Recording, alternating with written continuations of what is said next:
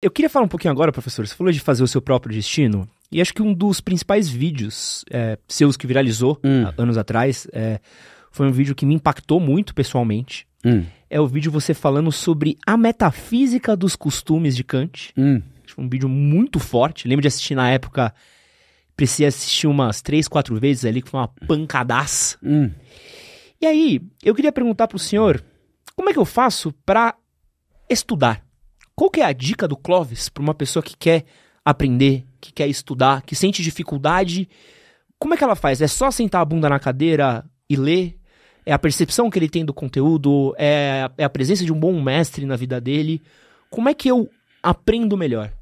Bom, a pergunta é excelente e controversa, né? Ô, louco. Porque... na verdade, o que é controversa é a resposta. A pergunta é muito boa. Então, qual é a ideia, né? Eu me lembro muito bem da aula que eu estava dando e que o vídeo, ele, como quase sempre acontece, descontextualiza um pouco ou completamente. Eu estava tentando dar aula e não estava conseguindo. Isso, claro, não faz parte do vídeo. A hora que eu levantei a voz para dar bronca, o aluno, botou o celular e filmou. Então, quer dizer, nem toda aula é assim. Uma aula um pouco injuriada com o comportamento dos alunos. Bom, um segundo ponto é que aquele destempero me permitiu dizer coisas que eu tomo por verdadeiras. E que a hipocrisia social às vezes impede de dizer. Né? Então, as pessoas, algumas tiveram uma trajetória de vida muito favorável, né? Foram alimentadas normalmente, tiveram uma escolaridade muito decente. Ora, como assim não entender, né? Como assim não entender? Se o cara tirou do zero, né? Vou dizer, mas o cara é bom. Tudo bem, ok. Que você não faça um tratado como ele fez. Mas pelo menos atribuir sentido, algum sentido, né? Quer dizer, porque senão,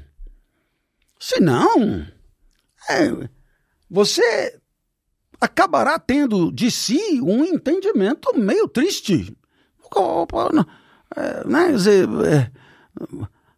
será que a minha competência intelectiva é tão acanhada a ponto de não conseguir atribuir sentido a uma coisa que teoricamente, foi feita para ser lida e entendida? O cara escreveu o livro, né? Quer dizer, não é para ninguém entender. Escreveu o livro para ser lido e entendido. Então, agora, claro, não é fácil. Óbvio que não. Então, você pega uma página e enquanto não entendeu a página, não sai de cima da página. Não tem mesmo que chegar no fim do livro.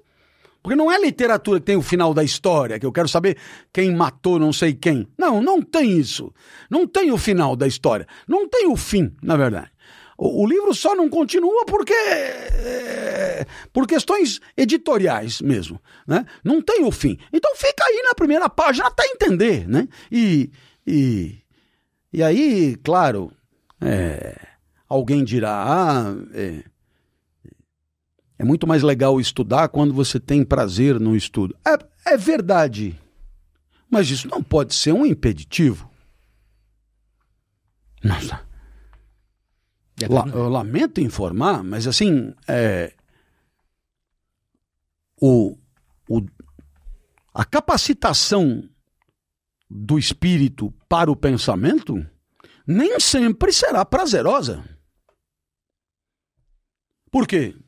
Porque muitas vezes esbarrará numa mensagem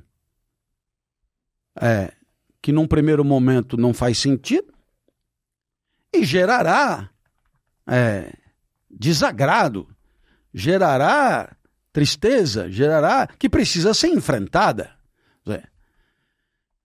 Da mesma maneira que a preparação física do corpo não será só prazerosa. Um nadador, e eu pego o exemplo da natação, que é o único que eu tenho uma vaga ideia. O treinamento de natação, para você chegar a competir, mesmo chinfrim, aí, campeonato regional, o treinamento de natação é de uma violência, porque você fica com o coração na boca o tempo inteiro, você fica sem fôlego o tempo inteiro, o corpo dói, é uma violência, e isso é condição para quê? Para que ele se capacite, para que ele se prepare, para que ele possa suportar novas condições. Assim. Ora, o espírito é a mesma coisa. O trabalho do intelecto, ele tem fases muito duras, né, de enfrentamento, para que ele possa alcançar, eu diria, capacitações que permitam, eu diria, façanhas que até então eram inimagináveis. E isso exigirá sacrifício.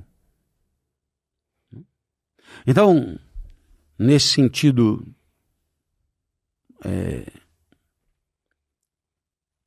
sabemos bem que, da mesma forma que podemos pensar na excelência de um desempenho esportivo, podemos pensar na excelência de um desempenho intelectivo. E essa excelência, ela dependerá de um trabalho sobre nossas potencialidades, né? Acima das nossas potencialidades não vai dar para ir. Mas no limite das nossas potencialidades, sempre é possível buscar o máximo. E isso pressupõe treinamento, isso pressupõe repetição. E não é. Quando eu digo repetição, às vezes só mal interpretado.